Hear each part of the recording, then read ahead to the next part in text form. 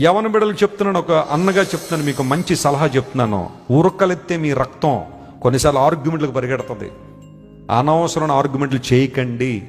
మీరు ఆ క్షణం ఓడిపోయినట్టు అనిపించినా పర్వాలేదు, లేదంటే వెస్లీ గారు నా ఈగో సాటిస్ఫై అవ్వట్లేదు అన్నా పర్వాలేదు, తల దించుకుని వచ్చేయండి అంతే. మీరు హీరోలేం కాదు. తెరల మీద హీరోలు అయితే ఆడొక బుల్లెట్ అయితే 100 మంది చచ్చిపోతూ ఉంటారు. ఇలా జరగదు రియాలిటీలో. నువ్వు సినిమా హీరోలో ఫీల్ అయిపోకు, రియాలిటీలో బతకండి. అనవసరంగా ఎందుకు ఆ ఇల్యూషన్లు ఎందుకు బతుకుతారు, ఆ ఫ్యాంటసీలు ఎందుకు ఉంటారు. నిన్న ఈ వారంలో ముంబైలో జరిగిన సంఘటన మీకు తెలుసు కదా. ఆ లోకల్ ట్రైన్లో వర్షం వస్తుందట, ఆ డోర్ వేద్దాం అన్నాడంట ఒక అబ్బాయి, వద్దన్నాడు ఇంకొకడు. ఈ మాత్రం ఉన్నాడు, తడవాలనిపించిందేమో అతనికి. ఆ డోర్ దగ్గర వర్షం బాగా పడుతుంది, నేను తడుస్తాను అన్నాడు. లేదు సార్ అందరూ తడిచిపోతున్నారండి, జలుబు వచ్చేస్తుంది, జ్వరాలు వచ్చేస్తాయి, డోర్ వేసేద్దామని ఈ అబ్బాయి. అలా ఇద్దరికి ఆర్గ్యుమెంట్ పెరిగింది. వెంటనే కత్తి తీశాడు.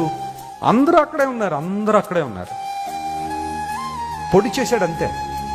ఆ ట్రైన్లో అంతా రక్తం చిమ్మేసింది. యవనస్తుడు 22 సంవత్సరాలు యవనస్తుడు ప్రాణాన్ని కోల్పోయాడు. ఇప్పుడు ఆ వ్యక్తి జీవితం పోయింది, ఈ వ్యక్తి జీవితం పోయింది, తీసుకెళ్లి జైల్లో పెట్టేశారు. అనవసరమైన ఆర్గ్యుమెంట్లు, తెలియని వాళ్లతో ఆర్గ్యుమెంట్లు చేయకండి. ట్రైన్లో కానీ, బస్సుల్లో కానీ, లేదా ఎక్కడైనా పార్కింగ్ ప్లేసుల్లో కానీ, టోల్ గేట్ల దగ్గర కానీ, ఏమో ఎవరి దగ్గర ఈ రోజు ఏ వెపన్స్ ఉంటున్నాయో మనకు అర్థం కావట్లేదు. జీవితం పాడు చేసుకోకండి. మీ తల్లిదండ్రుల కళ్ళల్లో నీళ్లు పెట్టకండి అనవసరంగా. మీ కుటుంబం, మీ పిల్లల్ని ఒక నిమిషం ఆలోచించాడు. వ్యర్థమైన ఈగోలండి ఈ రోజుల్లో. నేను మగోడినండి, నేను తగ్గనండి.